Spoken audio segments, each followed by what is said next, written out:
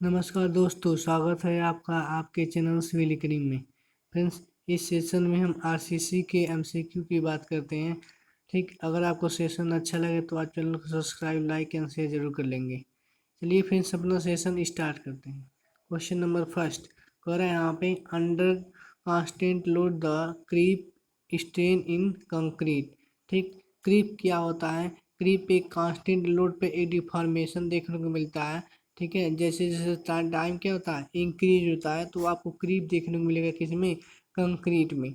ठीक, तो पूछ रहा है ये, कंक्रीट में स्थिर भार के अंतर्गत जो हमारा क्रीप होता है, ठीक है, वो क्या है? टाइम पे निर्भर करता है, यानी कि डिपेंड, ठीक, अपॉन टाइम, यानी कि टाइम डिपेंडेंट है ये स्ट्रेन। ठीक, याद रखेंगे क्रीप।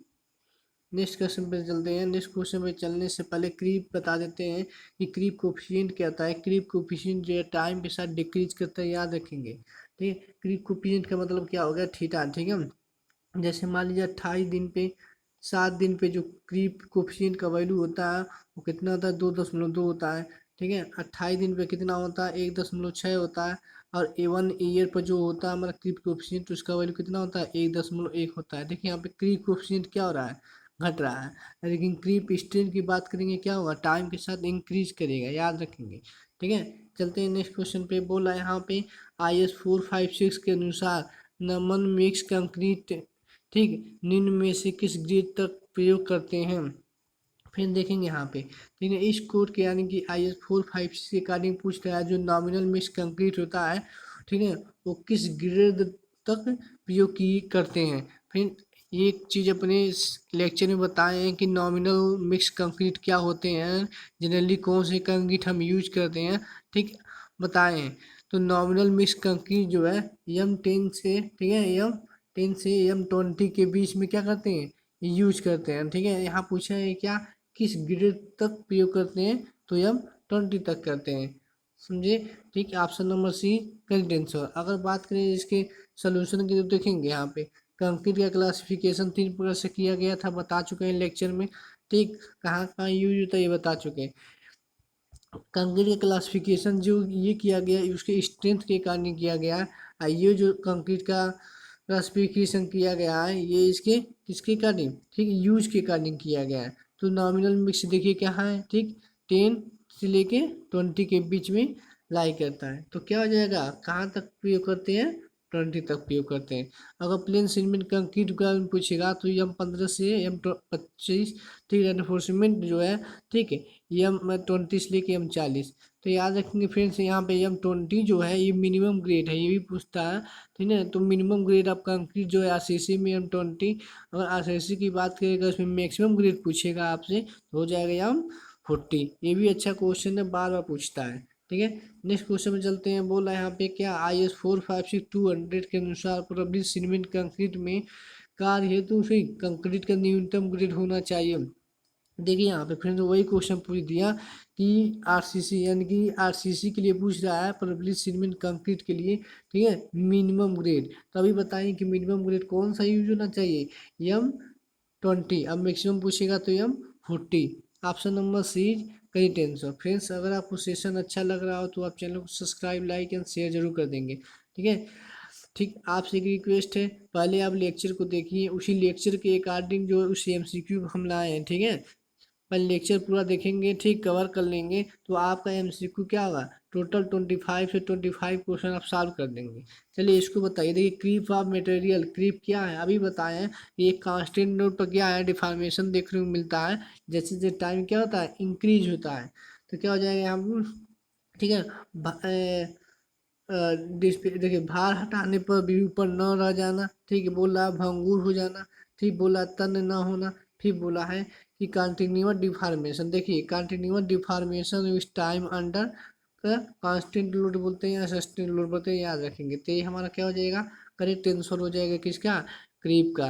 क्रीप यही हमारा क्या है? एक प्रकार का स्ट्रेन है जो डिफॉर्मेशन है, ठीक है, टाइम के साथ इंक्रीज देखने को मिलता है।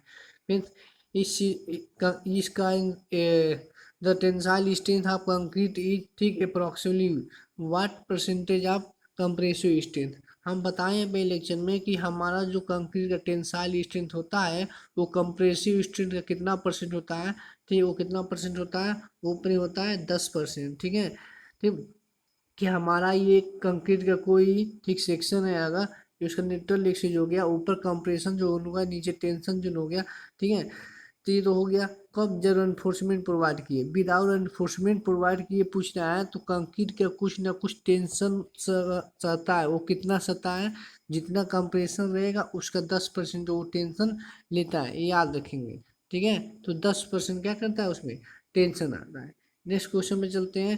कह रहे हैं यहाँ पे क्या कि steel is yield strength 400 MPa has been use a structure, what is the value of maximum allowable strength. ठीक है, यहाँ पे मैक्सिमम अलाउबल स्ट्रेंथ पूछ रहा है, ठीक है।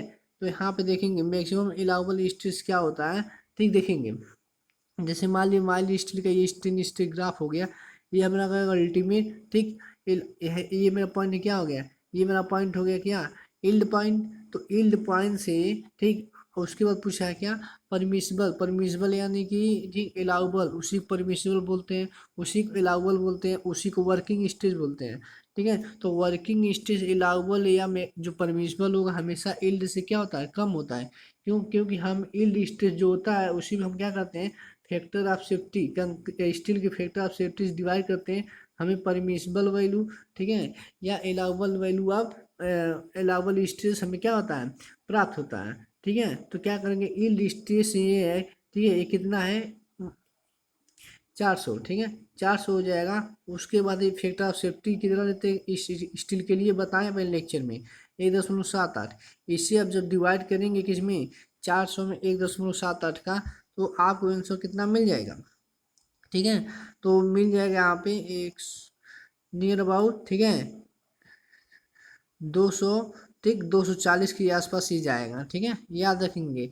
तो क्या हो जाएगा इसका करेक्ट आंसर, जो परमिसिबल स्ट्रेस है, ठीक है, वो या अलाउबल स्ट्रेस कितना हो जाएगा, वो हो जाएगा 240। अब परमिसिबल स्ट्रेस जो होता है हमारा, ठीक है, वो कहाँ तक होता है, ये अगर यील्ड हो गया तो परमिसिबल स्ट्रेस कहाँ तक होगा, ठीक है। ये किस पे काम करता है, किस पे बेस है, ये लीनियर इलास्टिक थ्योरी पे बेस है, यानी यहाँ तो ये हमारा पॉइंट क्या हो जाएगा, ये पॉइंट जो यही है, तो यही तो लीनियर यानी कि स्ट्रेस सिस्टम होता है। तो यहाँ जहाँ तक लीनियर रहेगा वही हमारा पॉइंट जो होगा वो परमिसिबल अलाउबल या वर्किंग स्ट्रेस होता है, ठीक है। नेक्स्ट क्वेश्चन पे चलते हैं। नेक्स्ट क्वेश्चन पूछ रहा है यहाँ पे थर्मल कोफिशिएंट के बारे में कि थर्मल कोफिशिएंट स्टील का कितना होता है। फ्रेंड हमें लेक्चर में बताएं कि कंक्रीट जो होता है उसका थर्मल कोफिशिएंट होता है 11 × 10⁻⁶ प्रति डिग्री सेल्सियस, ठीक है। और जो स्टील होता है उसका हमारा जो थर्मल कोफिशिएंट होता है 12 × 10⁻⁶ प्रति डिग्री सेल्सियस। जो एल्यूमिनियम होता है, ठीक है, उसका थर्मल कोफिशिएंट कितना होता है, 23 × 10⁻⁶, ठीक है, प्रति डिग्री सेल्सियस। और हमारा जो कॉपर होता है उसका क्या होता है, 19 × 10⁻⁶। ये सारा डाटा याद रखेंगे, कहीं ना कहीं आपसे पूछा जाएगा ये, ठीक है। इसीलिए हम कंक्रीट के साथ स्टील को यूज करते हैं। देखिए दोनों का थर्मल कोफिशिएंट नियर अबाउट क्या है, सेम है, तो इसीलिए चेंज इन लेंथ होगा, दोनों में सेम देखने को मिलेगा, इसीलिए हम कंक्रीट का स्टील का उपयोग करते हैं, ठीक है। इसके करेक्ट आंसर क्या हो जाएगा, option number C, option number C correct answer, ठीक है। चलते हैं नेक्स्ट क्वेश्चन पे। नेक्स्ट क्वेश्चन बोल रहा है यहाँ पे कि किसी पदार्थ का कार्यकाली प्रतिबल, ठीक है, होता है। तो यहाँ पे पूछ रहे हैं क्या, वर्किंग स्ट्रेस के बारे में पूछ रहा है। तो वर्किंग स्ट्रेस इसी बोलते हैं, उसी को परमिसिबल स्ट्रेस बोलते हैं, वो ठीक हो गया, अलाउबल स्ट्रेस बोलते हैं। तो ये हमारा हो क्या होगा, यील्ड स्ट्रेस, ठीक है, यील्ड स्ट्रेंथ हो गया ये, ठीक है, ये यील्ड स्ट्रेस हो गया। परमिसिबल वर्किंग या अलाउबल जो होता है हमेशा यील्ड वैल्यू से कम होता है, क्योंकि यील्ड वैल्यू हम क्या करते हैं, फैक्टर ऑफ सेफ्टी लगाते हैं, ठीक है। वही हमारा उसके बाद जो हमें स्ट्रेस प्राप्त होता है वही क्या होता है, यील्ड स्ट्रेस होता है, वर्किंग सॉरी वर्किंग स्ट्रेस होता है, वर्किंग स्ट्रेस, ठीक है। हाँ किस पे बेस है, ठीक है, याद रखेंगे। तो जो हमारा लीनियर लाइन जाती है स्ट्रेस स्ट्रेन का, ठीक है, वहाँ तक यानी प्रोपोर्शनलिटी लिमिट जो पॉइंट होता है वही हमारा क्या कहलाता है, वर्किंग स्ट्रेस कहलाता है ये, ठीक है। तो 200 यहाँ पे जो है इससे क्या ये वैल्यू है, कमी तो है, क्योंकि इसमें इसी पॉइंट में हम क्या करते हैं, फैक्टर ऑफ सेफ्टी लगा देते हैं, तो ये आ जाता है इस पे, ठीक है। तो क्या हो जाएगा इसमें, लेस देन, ठीक, यील्ड स्ट्रेस, ठीक है। तो ये तो वर्किंग स्ट्रेस है, परमिसिबल स्ट्रेस है, अलाउबल स्ट्रेस है, इसी का 3 नाम है। नेक्स्ट क्वेश्चन में चलते हैं। कर इस्पात की प्रत्यास्थता गुणांक कंक्रीट के प्रत्यास्थता गुणांक से अधिक है तो इसका आशय क्या है। फ्रेंड देखिए, कह रहा है यहाँ पे कि इस्पात का जो थर्मल कोफिशिएंट है वो कंक्रीट से ज़्यादा है, तो इसका मतलब क्या हुआ। तो बताए ना कि क्या डेल एल इजकल टू होता है क्या, ठीक है, एल अल्फा डेल टी। ठीक, हमारा जो चेंज इन लेंथ है वो किसके प्रोपोर्शनल हो जाएगा, वो अल्फा के प्रोपोर्शनल हो जाएगा। ठीक है, तो कह सकते हैं यहाँ पे कि चेंज इन लेंथ जो है, ठीक है, जिसमें चेंज इन लेंथ जो है अगर जिसका अल्फा ज़्यादा होगा उसमें चेंज इन लेंथ हमें ज़्यादा देखने को मिलेगा। तो यहाँ क्या बोला, इस्पात का जो थर्मल कोफिशिएंट है कंक्रीट से ज़्यादा है, तो इसका मतलब क्या हो जाएगा, वो ज़्यादा, ठीक है, प्लास्टिक होगा ज़्यादा, क्या होगा, ठीक, वेरिएशन दिखाएगा, जिसका थर्मल कोफिशिएंट ज़्यादा है स्टील का, तो हो जाएगा मोर प्लास्टिक। ठीक है, नेक्स्ट क्वेश्चन पे चलते हैं। नेक्स्ट क्वेश्चन बोल रहा है यहाँ पे factor of safety the ratio of. Friends, factor of safety किसका रेशियो है, फैक्टर ऑफ सेफ्टी तो ये लगा रहे हैं परमिसिबल स्ट्रेस अगर फाइंड कर रहे हैं आप, तो क्या कर रहे हैं, इसी यील्ड स्ट्रेस जो आ रहा है उसी यील्ड स्ट्रेस में आपने फैक्टर ऑफ सेफ्टी से क्या कर दिया, डिवाइड कर दिया। तो factor of safety equal to किसका रेशियो हो जाएगा किसका, यील्ड स्ट्रेस का। ठीक है, इसी को परमिसिबल बोलते हैं, इसी को वर्किंग बोलते हैं, इसी को अलाउबल बोलते हैं। ठीक है, तीनों बात याद रखेंगे, किसका किसका रेशियो जा रहा है, यील्ड स्ट्रेस का और वर्किंग स्ट्रेस का। यानी देखते हैं यील्ड स्ट्रेस का और वर्किंग स्ट्रेस का ये रेशियो हो जा रहा है। ठीक है, बताएंगे इसमें से कौन सा करेक्ट है।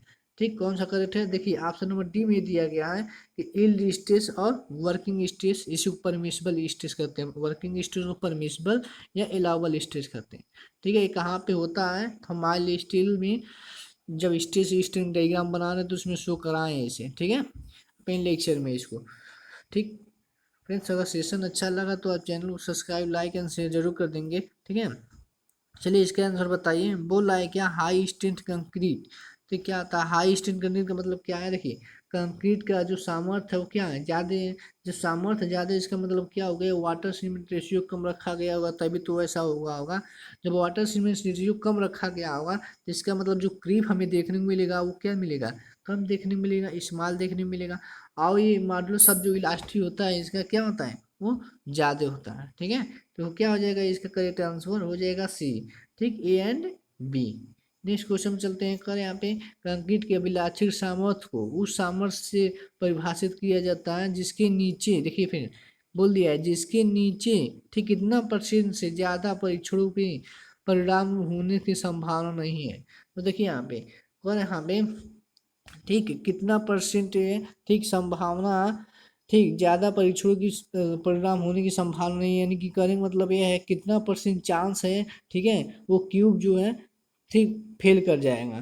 तो 5% संभावना रहता है कि वो क्यूब जो है उस स्ट्रेंथ से कमी पे फेल कर जाए। अब 95% संभावना ये रहता है कि वो क्यूब जो है, ठीक है, वो क्यूब जो है उस स्ट्रेंथ से ज़्यादा पे फेल करता है। तो क्या हो जाएगा, 5%। ठीक, नेक्स्ट क्वेश्चन चलते हैं। करा प्रबलित कंक्रीट के अवयव की पूर्ण रूप समुद्र में डूबे हुए हैं।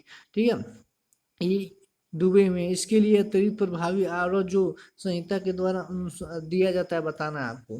फ्रेंड्स, ये कल वाले लेक्चर में बताए हैं। ठीक है, हमारा जो इन्वायरमेंटल कंडीशन होता है उस पर याद है। ठीक है, इन्वायरमेंटल जो एक्सपोजर होता है उस पर ये क्वेश्चन बेस है। तो इन्वायरमेंटल एक्सपोजर अभी कल लेक्चर में मैंने बताए हैं कि इन्वायरमेंटल एक्सपोजर 5 होते हैं, माइल्ड, मॉडरेट, ठीक है, सीवियर, वेरी सीवियर और एक्सट्रीम। तो यहाँ पे पूछा है, ये भी बताएं कि ये सब क्या कहाँ कहाँ पे कैसा कंडीशन होगा, तो कब कौन सा एक्सपोजर आएगा।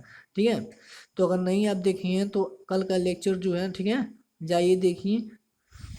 तो यहाँ पे क्या बोला है कि हमारा जो स्ट्रक्चर है क्या है, समुद्र में डूबा हुआ है। क्या है, हमारा जो स्ट्रक्चर वो समुद्र में डूबा है। तो इस कंडीशन में क्या हो जाएगा, ठीक है, तो उस कंडीशन में हमारा ये जो एक्सपोजर आएगा वो कैसा आ जाएगा, सीवियर आ जाएगा, सीवियर आ जाएगा। वेरी सीवियर का मतलब हो गया आप उस पर समुद्र का स्प्रे हो रहा हो, बौछार हो रहा, तो हमारा वेरी वेरी सीवियर आ जाता है। और स्ट्रीम कब आता है, जब टाइडल जोन हो। ठीक है, तो यहाँ पे समुद्र में डूबा तो उसके लिए जो हम बताए हैं कि जो कवर लेते हैं वो कितना लेते हैं, 40 लेते हैं। ठीक है, 40 लेते हैं जब ऐसा कंडीशन आएगा तो। देखेंगे इसका सोल्यूशन को तो देख लेंगे। ये कल अपने लेक्चर में बताए थे, टेबल भी दिखाए थे, ठीक है। ये चारों तीनों पांचों कंडीशन बताए थे क्या होता है, कहाँ कहाँ पर कभी यूज होता है। अगर पीसीसी पूछेगा तो पीसीसी के लिए ये सब ग्रेड है, ठीक है। अगर आरसीसी पूछेगा उसके लिए ये ग्रेड यूज करते हैं। ये कवर है, कवर क्या होता है ये बता चुके हैं, ठीक है। ये रेनफोर्समेंट को बचाने के लिए क्या किया जाता है, ठीक, कवर छोड़ दिया जाता है इन्वायरमेंट से। तो देखिए सीवियर के लिए कितना हो जाएगा, 45 नियर अबाउट 40 के आसपास, ठीक है। अगर वेरी सीवियर पूछेगा तो 50 हो जाएगा, ठीक है। टाइडल जोन यानी कि स्ट्रीम पूछ देगा तो 75 हो जाएगा। नेक्स्ट क्वेश्चन बोल रहा है क्या, which are the following the list carbon content. ये भी अपने लेक्चर में बताया है कि, ठीक है, कि कार्बन कंटेंट बढ़ने से हमें स्टील में क्या वेरिएशन देखने को मिलता है। ये सारा कुछ बताए हैं फ्रेंड्स, अगर आप देखें पहले देखिए, उसके बाद ऑब्जेक्टिव को साफ करिए। तो ये बताइए कार्बन कंटेंट के बारे में पूछ रहा है, तो क्या हो जाएगा, ठीक है। इसमें क्या पूछा है, किसमें कार्बन सबसे कम है, तो सबसे कम कार्बन किसमें बताना पड़ेगा। तो सबसे जिसमें जिस स्टील में कार्बन कम होगा, ठीक, इसका मतलब क्या होगा, उसकी डक्टिलिटी क्या है, ज़्यादा है, बट उसका जो स्ट्रेंथ है वो क्या है, कम है, बताएंगे यहाँ पे, ठीक है। जिसके जिसमें हमारा कार्बन कंटेंट कम होगा उसकी डक्टिलिटी क्या है, ज़्यादा है, उसकी स्ट्रेंथ क्या है, कम है। अगर ये उल्टा हो जाएगा तो जिसमें कार्बन की मात्रा ज़्यादा होगी स्ट्रेंथ भी ज़्यादा होगा, लेकिन डक्टिलिटी आपको कम देखने को मिलेगी। तो बताएंगे कौन सा ऐसा स्टील है। तो बताए थे हमारा जो लोहे का सबसे शुद्धतम रूप माना जाता है उसे क्या कहते हैं, उसे रॉट आयरन कहते हैं। और रॉटी आयरन में क्या होता है, कार्बन की मात्रा सबसे कम होती है। अब पिग आयरन क्या है, ठीक, लोहे का सबसे अशुद्ध रूप माना जाता है, याद रखेंगे ये भी, ठीक है। तो इसका करेक्ट आंसर क्या हो जाएगा, रॉट आयरन। नेक्स्ट क्वेश्चन बोल रहा है कि IS 456 सॉरी IS 415 RCC, ठीक। अब बोल रहे हैं यहाँ पे, ठीक, कंसेप्ट किया बताना है कि क्या होता है, देखेंगे। फिर देखिए IS 415 है, तो इसका मतलब Fe 415 का मतलब क्या हो गया, ये कौन सा ग्रेड है, आप कहेंगे HYSD बार, यानी कि हाई यील्ड स्टेन डिफॉर्म बार, यही तो होता है HYSD। अब बताए थे माइल्ड स्टील 250, ठीक है। तो हो जाएगा क्या, ये हो जाएगा, ठीक है। Option number B is correct answer. चलते हैं नेक्स्ट क्वेश्चन पे, बोल रहा है क्या, ठीक है, प्रबलित कंक्रीट में अवयव जो पूर्ण रूप से जल में डूबे हुए उसके अतिरिक्त ये तो रिपीट हो गया क्वेश्चन, इसका तो 40 होगा, ठीक है। ये भी पीछे बताएं। नेक्स्ट क्वेश्चन बोल रहा है कि the compressive strength of concrete is, ठीक, अबाउट 10 से 15% of the tensile strength. Friends ये बताइए, कह रहे हैं यहाँ पे कि जो कंप्रेसिव स्ट्रेंथ है वह टेंसाइल स्ट्रेंथ का 10 से 15% होता है। ये तो उल्टा हो गया, ठीक है। कंक्रीट तो कंप्रेशन अच्छा होता है, उसका टेंशन कमजोर होता है ना, तो टेंशन का ये 10 से 15% नहीं होता है, ये कंप्रेशन का 10 से 15% जो होता है वो टेंसाइल स्ट्रेंथ होता है। ये तो बात गलत हो गई, ठीक है, उल्टा बोल दिया। ये कह दिया है कि टेंसाइल स्ट्रेंथ का नहीं, टेंसाइल का नहीं, कंप्रेशन स्ट्रेंथ का 10 से 15% जो टेंशन स्ट्रेस होता है, ठीक है। तो ये गलत हो गया। नेक्स्ट क्वेश्चन चलते हैं, कह रहा है कि ई स्टील माइल्ड स्टील का जो ई का वैल्यू हुआ कितना होता है, वो कितना होता है, वो होता है 2 × 10⁻⁶, ठीक है। सॉरी 2 × कितना होता है, 2 × 10⁵ होता है, ठीक है। ये हो जाएगा न्यूटन प्रति mm²। तो बताना है, ये तो माइल्ड स्टील का हो गया। ये आपको कमेंट बॉक्स में बताना है कि हमारा जो HYSD बार का, ठीक है, यंग मॉडुलस होता है, क्या दोनों का सेम होता है कि अलग अलग होता है, ठीक। इस माइल कंडीशन में क्या हो जाएगा हमारा, ये हो जाएगा 2100, ठीक, kg/mm², यही आता है, ठीक है। तो आप बताएंगे HYSD बार के लिए जो ई का वैल्यू रहेगा यही रहेगा कि अलग हो जाएगा, ठीक है। कमेंट बॉक्स में कमेंट जरूर करेंगे।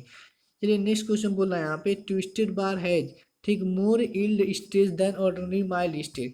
देखिए यहाँ पे ये भी अपने लेक्चर में, कल वाले लेक्चर में बताए हैं कि अगर आप माइल्ड स्टील यूज कर रहे हैं और HYSD बार यूज कर रहे हैं, तो माइल्ड स्टील अगर यूज करेंगे तो आपको कितना % बचत देखने को मिलेगा, ठीक है। HYSD बार अगर यूज कर रहे हैं तो आपको कितना % जो बचत देखने को मिलेगा, ठीक है। कितना उसमें कितना इलिस्टिस आपको दिखाएगा वो, ठीक। तो ये बताएं अपने लेक्चर में कितना %, 50% जो होता है अभी, है ना। ट्विस्टेड बार का मतलब हो गया HYSD बार, ठीक है। HYSD बार जो है 50% मोर इलिस्टिस होता है। अब बताएं, क्योंकि अभी देखिए यहाँ पे अगर आपने Fe 415 लिया, ठीक है, और Fe 250 लिया, ठीक, इन दोनों में देखिए ई लिस्टेड में नियर अबाउट क्या, ठीक है, 50% का वेरिएशन देखने को मिलता है, ठीक। ये डाटा याद रखेंगे, ISQ द्वारा ये दिया गया है। नेक्स्ट क्वेश्चन तो नहीं है यहाँ पे, ठीक है। Thank you for watching. जय हिंद, जय भारत। फिर ज़्यादा से ज़्यादा फ्रेंड्स, ठीक, फ्रेंड सर्किल में शेयर इसे कर देंगे, ठीक। अगर आपको वीडियो अच्छी लगे तो चैनल को सब्सक्राइब भी कर लेंगे। चलिए फ्रेंड्स, अपना सेशन समाप्त करते हैं। Thank you for watching. जय हिंद, जय भारत।